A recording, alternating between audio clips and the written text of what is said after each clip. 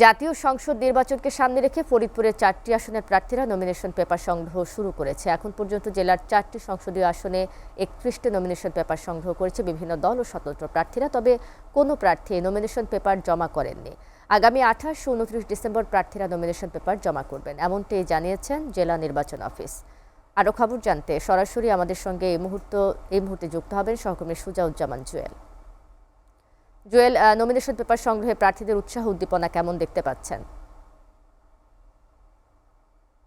আপনাকে ধন্যবাদ। আপনি যেমনটি বলছিলেন যে ফরিদপুরের ত্রয়োদশ জাতীয় সংসদ নির্বাচনকে সামনে রেখে কিন্তু তফসিল ঘোষণার পরপরই কিন্তু নমিনেশন যে বিতরণের কার্যক্রম সেটি কিন্তু শুরু হয়েছে।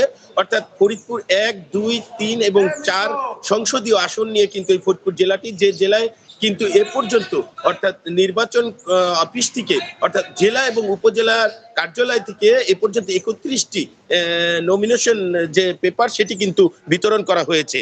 এর বাইরে যদিও আমরা জানতে পেরেছি যে নির্বাচন কমিশন অফিস থেকে যে নমিনেশন পেপার বিতরণ করা হয়েছে সেটি যে কোনো সময় অর্থাৎ 29 তারিখকে শেষ সময় হলেও তার আগেও জমা দিতে পারবেন। তবে নমিনেশন পেপারের যে ফিল আপ করার যে বিষয়টি রয়েছে, অর্থাৎ অনেক আইনি দিক রয়েছে, সেই দিকের কারণে একটু সময় নিচ্ছেন এবং নির্বাচন অফিসের সাথে যোগাযোগ করে যেটি জানতে পেরেছি যে আসলে তাদের 28 এবং 29 তারিখে নির্বাচন যে নমিনেশন পেপার সেটি জমা হওয়ার সম্ভাবনা বেশি।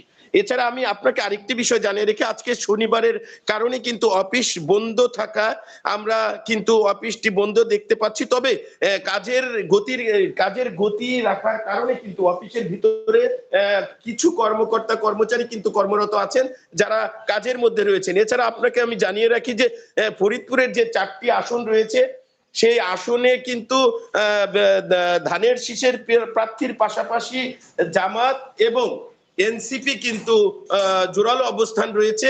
যেখানে এই ফরিদপুরের 4টি আসনে ফরিদপুর 1 আসনে কিন্তু ধানের শীষের যিনি প্রার্থী তিনি হচ্ছেন কেন্দ্রীয় কৃষক দলের সহ সভাপতি খন্দকার নাসিরুল ইসলাম, এবং তার পাশে জামাতের যিনি প্রার্থী রয়েছেন জোটের বাইরে যদি থাকে তাহলে জামাত এবং বিএনপির যে ধানের শীষে তার সাথে প্রতিদ্বন্দ্বিতা হবে, এমনটি কিন্তু জানতে পেরেছি। এছাড়া কিন্তু ফরিদপুর 2 আসনে নগরকান্দা সালতানিয়া যে আসনটি 2, সেখানে কিন্তু কেন্দ্রীয় বিএনপির যিনি সাংগঠনিক সম্পাদক শ্যামা ওবায়েদ, যিনি কিন্তু তার বাবা কিন্তু বিএনপির সাবেক মহাসচিব কে মরহুম মুবাইদুর রহমানের কন্যা তিনি। এছাড়া তার পাশাপাশি রয়েছে জামাতের প্রার্থী এবং এনসিপির প্রার্থীও রয়েছে। অর্থাৎ সেখানেও কিন্তু একটা জোরালো যে সম্ভাবনা রয়েছে হাড্ডাহাড্ডি লড়াই। এছাড়া ফরিদপুর জেলার মধ্যে 4টি আসনের মধ্যে 3 নম্বর আসনটি যেটি ফরিদপুর সদর, সেই সদর আসনটি কিন্তু সবসময় গুরুত্ব পেয়ে থাকে। সেই গুরুত্ব যেখানে রয়েছে সেই আসনটি কিন্তু ধানের শীষের কেন্দ্রীয় মহিলা দলের যুগ্ম সাধারণ সম্পাদিকা এবং বারবার অর্থাৎ 5 বার এমপি এবং মন্ত্রী ছিলেন মরহুম চৌধুরী কামাল ইবনে ইউসুফের বড় মেয়ে চৌধুরী নায়াব ইবনে ইউসুফ কিন্তু এইখানে ধানের শীষের প্রার্থী হয়েছেন। এবং এর পাশাপাশি এই সদর আসনটি কিন্তু জামাতের শক্ত অবস্থান রয়েছে, যিনি সর্বজন শ্রদ্ধেয় প্রফেসর যিনি রয়েছেন আব্দুল তোয়াব, তিনি কিন্তু এই আসনের প্রার্থী রয়েছেন। এবং এখানে জামাত এবং বিএনপির পাশাপাশি এনসিপির কেন্দ্রীয় নেত্রী যেটা রয়েছেন তিনিও কিন্তু এখানে নির্বাচন করবেন এমনটি জানিয়েছেন।